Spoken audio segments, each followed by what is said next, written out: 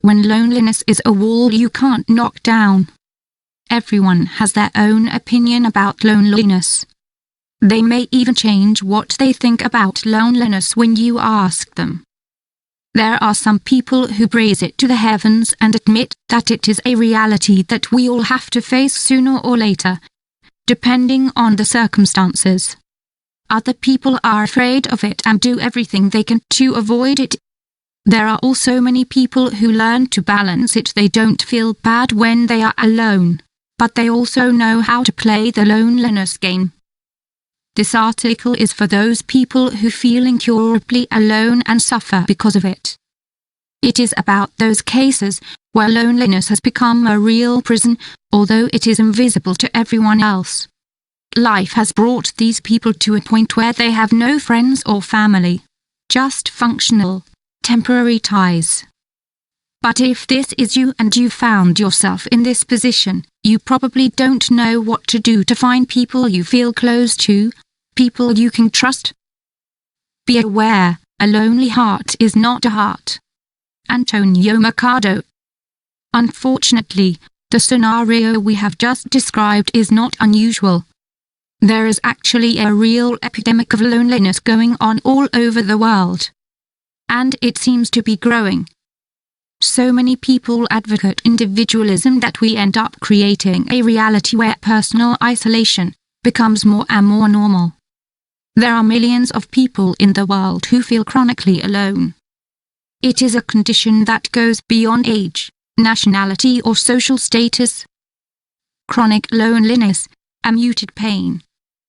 We are not quite sure exactly when this idea that absolute independence was a desirable virtue began to develop.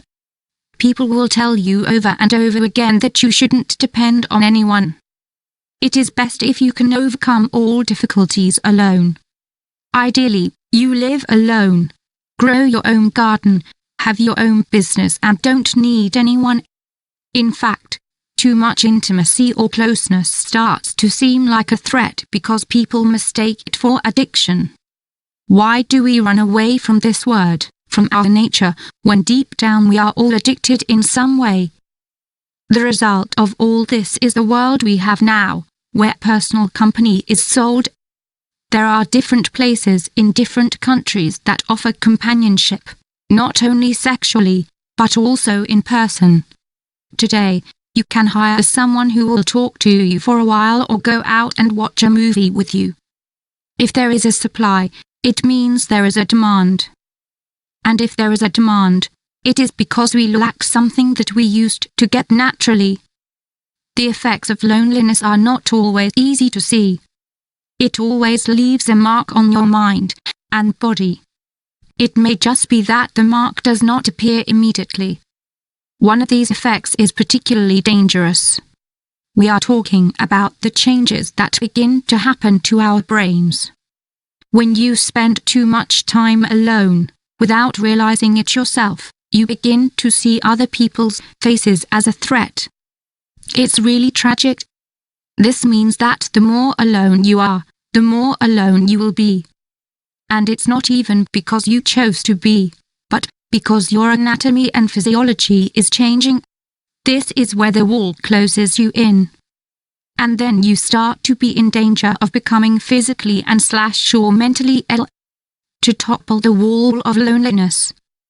As we said, it is very serious when someone is alone and stays that way for a long time. Then they will come up against inner resistance to get out of their loneliness. They are not reasons in the strictest sense. They are more like excuses. There is no one worth the effort, they say. Or we all die alone anyway, they will add. What they don't talk about are the moments when they are overtaken by fear or grief. Basically, they settle for something they have accepted but never try to change. Chronic loneliness causes illness. There are many studies that establish this idea. We know that our immune system becomes inflamed and falls apart. There is a clear link between loneliness and premature death. Single people are generally sicker and more fragile. You can't overcome loneliness with more social media. There are also many people who do not live alone, but feel alone. The most important aspect here is not really the amount of people you are in contact with. The important thing is the quality of the ties you create. Learning to be a good friend, and making good friends is an act of survival and self-love. All human relationships must have an element of genuine friendship, although it is greater in some relationships than others. Humans are social creatures. Chronic loneliness goes against our nature, does not come from any need or genuine desire.